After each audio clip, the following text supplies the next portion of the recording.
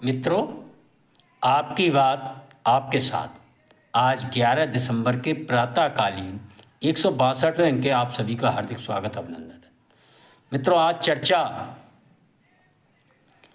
एक नैरेटिव शब्द आपने बहुत सुना होगा, विचार। इसको विमर्श भी कहते हैं। किसी भी परिवार, किसी भी व्यक्ति, किसी भी समाज, किसी भी राष्ट्र के बारे में एक विचार और विमर्श, जो लोग उसके व्यवहार व उसके जीने की शैली, उसकी आशाओं आकांक्षाओं व विभिन्न पहलुओं के बारे में जो व्यक्त करते हैं, वह सही भी हो सकते हैं, गलत भी हो सकते हैं। लेकिन जो व्यक्ति, जो परिवार, जो समाज, जो राष्ट्र अपने बारे में कुछ विरोधियों द्वारा, कुछ निजी हितों को साधने वाले लोगों द्वारा बनाए विचार व विमर्श के आधार पर अपना मूल्यांकन करता है, और वह अपने, जैसे एक मृग होता है, कस्तूरी मृग, वह अपने अंदर के खुशबू के कारण को ना पहचान कर इधर उधर भटकता रहता है, जबकि वह खुशबू, वह ग्रंथि उसके अपने अंदर ही मौजूद हुआ करती है और वह उसको समझ नहीं पाता और हमेशा भ्रम का शिकार रहता है। इसी प्रकार वह व्यक्ति, वह राष्ट्र जो स्वयं अपनी अच्छाइयों, अपनी बुराइयों के बारे में विमर्श, विचार, वह आगे बढ़ने का रास्ता तय नहीं कर पाता, वह जीवन में कभी अपने लक्ष्य को प्राप्त नहीं होता। मित्रों, आज मैं चर्चा, ये शब्द जो विचार, विमर्श और नैरेटिव किस प्रकार हमारे देश को, सनातन राष्ट्र को लंबे समय से भ्रमित करने का काम कर रहे हैं, और ख़ास तौर से लगभग 1200 वर्षों से। मेरा आप सभी से अनुरोध है, चर्चा को आप पूरा सुने और सुनकर पसंद आने पर लाइक करें, शेयर करें तथा इस चैनल को सब्सक्राइब करें। इस चर्चा के बारे में अपनी कीमती राय कमेंट्स के माध्यम से जरूर दें। मित्रों, किसी भी स्वाभिमानी, प्रगतिशील, भविष्योन्मुख राष्ट्र की पहचान उसके विषयों, संस्कृति, आकांक्षाओं तथा उसकी प्रतिष्ठा वह स्वयं उनके द्वारा परिभाषित की जानी चाहिए कि हमको किधर जाना है और हमको क्या रास्ता, और हमें क्या अच्छाइयाँ, क्या खूबियाँ, किन कमियों को हमें दूर करना है, ना कि किन्हीं बाहरी शक्तियों, समूहों, संगठनों द्वारा कि वह उसे किस प्रकार देखते हैं, उससे हमें अपना रास्ता नहीं बनाना है। और वह राष्ट्र, उसके मूल निवासी ऐसी स्वार्थी बाहरी शक्तियों को अपने बारे में विचार, नैरेटिव सेट व नियंत्रित करने की तो स्वतंत्रता प्रदान करते हैं, तो वह अपनी स्वायत्तता को, अपनी स्वतंत्रता को लगातार खतरे में डालने का काम करता है। मित्रों, भारतवर्ष, जैसे मैंने पूर्व में कहा, लगभग 1200 वर्षों से इसी खतरे से दो चार हो रहा है, और बहुत सी इतिहास में समस्याएं, बहुत सी हमारे अंदर जो ग्रंथियां हैं जिनसे हम जूझ रहे हैं, वह इन्हीं विचारों के कारण उनका शिकार हैं। हमने अपनी सकारात्मक, अपनी सांस्कृतिक उपलब्धियां जो अपनी हजारों वर्षों की विचार यात्रा के माध्यम से हमने प्राप्त की, उन पर भरोसा न करके जो औपनिवेशिक राष्ट्र, जो धर्मांतरण में लगे शासकों का एक वर्ग इस भारतवर्ष पर गिद्ध दृष्टि लगाकर आया था, और उसने इस भारतवर्ष की महान विरासत को देखकर, समझकर समझा था कि यदि इन लोगों को हमने, इनको अपनी ही नज़रों में नीचे नहीं किया, अपने ही विचारों पर शर्मिंदा होना नहीं सिखाया, तो फिर हम ऐसे राष्ट्र पर कभी भी शासन नहीं कर पाएंगे। मित्रों, ऐसे लोगों ने लगातार कुछ झूठे छल प्रपंच विचार हम सबके बारे में फैलाने का काम किया कि किस प्रकार, और हमने भी जाने अनजाने इनके इन्हीं विचारों के आधार पर अपना मूल्यांकन करने का एक बहुत खराब काम किया था, जिस कारण हम सब ने अपने पैरों पर कुल्हाड़ी मारने का काम किया है। मित्रों, किस प्रकार हिंदुओं को दकियानूसी, रूढ़वादी, पिछड़ा और वर्ग भेद में बटा हुआ एक समाज, एक समूह के रूप में बताया गया। मित्रों, जबकि हिंदू समाज पूर्णतः वैज्ञानिक उपलब्धियों से परिपूर्ण 0 दशमलव जैसी संसार को एक अनुपम भेंट देने वाला, ज्योतिषीय खगोलीय ज्ञान से भरपूर, चिकित्सा में आयुर्वेद योग को लेकर सतत रूप से विश्व में अपनी पहचान बनाता रहा था। लेकिन लंबे समय तक हमारी इन पहचानों को दबाकर हमें विभिन्न अन्य हमारे ऊपर विचार व विमर्श थोपे गए थे। मित्रों, आज हम देख रहे हैं ज्यों ज्यों देश समाज आगे बढ़ रहा है और विदेशियों द्वारा फैलाए विचार विमर्श व मनगढ़ंत आधार को भूलकर अपने पहचान पर अपनी जो हमारी विशेषताएं थीं उन पर स्वाभिमान कर आगे बढ़ रहा है। कैसे धीरे धीरे देख रहे हैं विश्व के अंदर भारतवर्ष का भी सम्मान बढ़ रहा है। उसके खास तौर से आयुर्वेद और योग को किस प्रकार पूरा विश्व आज जान रहा है, ये कुछ वर्ष पहले तक एक असंभव सा कार्य लगता था। मित्रों, ये भारतीय समाज अपनी दृढ़ता, लचीलेपन, विविधताओं से भरा है तथा अपनी रूढ़वादी जो कुछ कमियां हमारे अंदर थीं, किस प्रकार हमने उन कमियों से जूझने का काम किया, इस ओर ध्यान न दे मैं दिलाना चाहूँगा आप सभी का। चाहे सती प्रथा हो, महिला शिक्षा के बारे में हो, बाल विवाह हो, छुआछूत व अन्य जैसी जो कुरीतियाँ हमारे अंदर आई, वह भी हमारे समाज ने अपने लचीलेपन के कारण आप देख रहे हैं धीरे धीरे उनसे कैसे अपने को दूर किया है। उन कुरीतियों से मैं ये नहीं कह रहा कि वह कुरीतियाँ पूरी तरह दूर हो गई, लेकिन कुछ कुरीतियाँ बिल्कुल 100% दूर हो गई हैं, कुछ 90% और कुछ दूर होने के कगार पर हैं। ये भारतवर्ष की विशेषता है, यहाँ के समाज की विशेषता है। मित्रों, जबकि इसके बारे में जिन लोगों ने गलत नैरेटिव, गलत धारणाएं व्यक्त की थी, ऐसे जिहादी विचारधारा से परिपूर्ण लोग, वह चाहे ईसाई समाज के लोग हों जो हमको रूढ़िवादी बताते हैं, आप सबका ध्यान गया होगा कि कैसे मदर टेरेसा को संत की उपाधि देने के लिए उन्होंने भी इसी प्रकार के रूढ़िवादी एक चमत्कारी एक विश्वास को मानकर उनको संत की उपाधि देने का काम किया था। हम सब ने देखा है किस प्रकार ईसाई संप्रदाय के पोप हों चाहे अन्य लोगों विभिन्न बीमारियों से ग्रसित रहा करते हैं, लेकिन उन्हीं बीमारियों को अपने छूने भर से किस प्रकार भारत में एक झूठा आडंबर रचा गया और इसके आधार पर मदर टेरेसा जैसी धर्मांतरण में लगी एक महिला, विदेशी महिला को संत की उपाधि प्रदान की गई थी। ये हम सब ने देखा है। इन्हीं कुछ बातों को लेकर भारत की छवि किस प्रकार पश्चिमी राष्ट्रों में खराब की जाती है, ये भी हम सब देख रहे हैं। मित्रों, इसी प्रकार एक बहुत नैरेटिव हम सबको बताया जाता है। हम वर्ग भेद में हम सब जातिवाद और ये सब है। मैं ये नहीं कह रहा, मैं इससे इनकार नहीं कर रहा, लेकिन जो लोग फैलाते हैं वह उनके कितने फिरके हैं, कितनी जातियाँ, उनके अशराफ वर्ग, पसमानदा वर्ग और विभिन्न राष्ट्रों में किस प्रकार आपस में मतभेद है जो कहा जाता है, जिनके बारे में एक हम सबके दिमाग में भरा जाता है कि ये लोग तो साहब एक थाली में खा लेते हैं।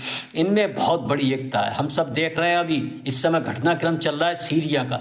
आप सब समाचार पत्रों में पढ़ रहे होंगे किस प्रकार सन 11 से इस सीरिया राष्ट्र में, जबकि उन्हीं के लोग रहने वाले हैं सब, लेकिन किस प्रकार वर्ग भेद में बटे हुए हैं। और वहाँ के राष्ट्रपति अल असद ने एक आध नहीं, 10-20 नहीं, लगभग 5 लाख लोगों की हत्याएं क्रूरता पूर्वक करने का काम किया था।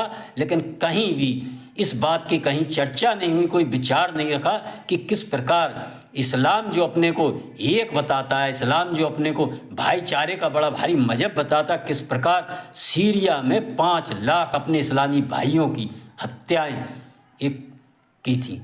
और उन्हीं विपक्षियों ने, उनके दूसरे दलों ने भी इन लोगों की हत्याएं करने का काम किया था। और ये क्रम एक सीरिया नहीं, लेबनान से लेके आप अफगानिस्तान में देखेंगे, आप पाकिस्तान में देखेंगे, आप पाकिस्तान के क्षेत्र रहे बांग्लादेश में देखेंगे, एक आध नहीं 30 लाख बंगाली मुस्लिमों की हत्याएं पश्चिमी पाकिस्तान के मुस्लिमों ने की थी। और किस प्रकार 10 लाख महिलाओं के साथ जबरन बलात्कार, भीषण अत्याचार किए गए थे। यह केवल इस्लाम में ही हुआ था। लेकिन मित्रों, किस प्रकार इस प्रकार की बातें इस्लाम के अंदर से ना निकलकर उसको केवल आज भी आप देखेंगे कि बात करेंगे भाईचारे का। बताया जाता है। और हम हिंदुओं के बारे में कहा जाता है कि हम कभी एक नहीं हो सकते, हम कभी हिंदू के लिए खड़े हो नहीं सकते। मित्रों, आप देख रहे होंगे किस प्रकार बांग्लादेश के अंदर हिंदू सनातन पर होने वाले अत्याचारों के खिलाफ आज विश्व के विभिन्न राष्ट्रों में रहने वाला हिंदू समाज सड़कों पर उतरकर बांग्लादेश सरकार और जिहादियों का विरोध कर रहा है। किस प्रकार भारत में भी जनता भारतीय सरकार से मांग कर रही है कि वहाँ बांग्लादेश में अब हिंदू समाज, सनातन समाज व अन्य अल्पसंख्यकों को एक अलग राष्ट्र का निर्माण करके देना ही चाहिए। ये हिंदू एकता, ये हिंदू के प्रति समर्थन अभी भी कुछ लोगों को दिखाई नहीं देता। मित्रों, इन विचारों की शक्ति को पहचानिए। कितनी लंबे समय से, जब से इस्लाम का गठन हुआ, एक विचार हम सब पे थोपा गया है कि यह सब बहुत एक हैं, बहुत संगठित हैं। किस प्रकार आपने देखा होगा इन 10-12 वर्षों में सीरिया के अंदर से लाखों लाख लोग देश छोड़कर गए थे, लेकिन किसी भी अड़ोस पड़ोस के, चाहे अफगानिस्तान से गए लोग, सब पश्चिमी राष्ट्र काफरों के देश में ही जाके शरण उन्हें मिली थी। किसी भी राष्ट्र ने उनको कहीं कोई शरण देने का काम नहीं किया था, उनके भोजन आदि का भी प्रबंध नहीं किया था। मित्रों, आप देख रहे हैं गाजा हो, लेबनान हो, वहाँ किस प्रकार की परिस्थितियाँ उनके आतंकवादियों को समर्थन देने के कारण इजराइल ने पैदा की हैं, लेकिन उन जो परेशानियाँ, उनको कोई भी इस्लामी राष्ट्र आगे बढ़कर नहीं देख रहा है, ना ही उनकी कोई मदद कर रहा है। ये इस्लामी चरित्र, ये हम सबकी समझ में आना चाहिए। लेकिन किस प्रकार इस प्रकार का दोषारोपण हम हिंदुओं के प्रति किया जाता है। हम हिंदुओं की सनातन संस्कृति के मूल स्वभाव वसुधैव कुटुंबकम सर्वे भवन्तु सुखिनः सर्वे सन्तु निरामया का भाव लेकर आप देख रहे होंगे किस प्रकार बांग्लादेश के अंदर इस्कॉन के लोग लंबे समय से वहाँ सभी लोगों का बिना किसी भेदभाव के भोजन आदि व अन्य तरह से सेवा का कार्य करते हैं। आज उन्हीं इस्कॉन के साथ वहाँ के लोग क्या कर रहे हैं, लेकिन इसके बाद भी ये इस्लाम, इस्कॉन, क्षमा करें, इस्कॉन और हिंदू संस्कृति की ही ये विशेषता है कि वो आज भी वहाँ से जा नहीं रहे, और वो कह रहे हैं जब भी यहाँ परिस्थितियाँ सही होंगी हम पुनः सभी का उसी प्रकार सेवा करेंगे, सहयोग करेंगे। ये है सनातन संस्कृति। लेकिन इसके बारे में बताने का काम कोई विदेशी बाहरी नहीं करेगा। हम ही लोगों को इस पर गर्व करना चाहिए, गौरव करना चाहिए। वसुधैव कुटुंबकम सर्वे भवन्तु सुखिनः सर्वे सन्तु निरामया, सब सुखी हों, सब निरोगी हों, सब अच्छे रहें, ये भाव लेकर सदा से सनातन संस्कृति चलती है। लेकिन इन सब चीज़ों को बचाकर, इनको छुपाकर किस प्रकार कुछ विदेशी लोगों ने इस तरह का प्रपंच किया था, और इन्हीं कारणों से हम लंबे समय से हमारा राष्ट्र विकसित राष्ट्र होने की दिशा में नहीं बढ़ पा रहा था। मित्रों, हम सब देख रहे हैं किस प्रकार ज्यों-ज्यों हम अपने विचारों को प्रमुखता से रखने का काम करें, आज विश्व के अंदर 3-3.25 करोड़ सनातनी विभिन्न राष्ट्रों में रह रहे हैं। वह हमारे एक सच्चे सनातनी, एक राजदूत बनकर काम कर रहे हैं। आज वो जहाँ जहाँ रह रहे हैं सम्मान के साथ सनातन संस्कृति का प्रभाव फैला रहे हैं, चाहे वो इस्कॉन के माध्यम से हो, चाहे अपने वैज्ञानिक, डॉक्टर्स, सेवा कार्य, नर्स, अध्यापक, अन्य विभिन्न क्षेत्रों में कार्यरत हैं। इसकी अगर आपको एक उदाहरण देखना है तो इस समय ये पश्चिमी राष्ट्रों जो भारत को असभ्य, भारत को गरीब, भारत को कमजोर, भारत को रूढ़वादी, भारत को विभिन्न व्याधियों से भरा देश बताने का एक लंबे समय से काम कर रहे थे, आज उनके अगुआ अमेरिका राष्ट्र में, अमेरिका में किस प्रकार भारतवंशी, सनातन वंशियों को प्रमुख पदों पर बिठाने को मजबूर हुए। ये है सनातन और भारत की शक्ति।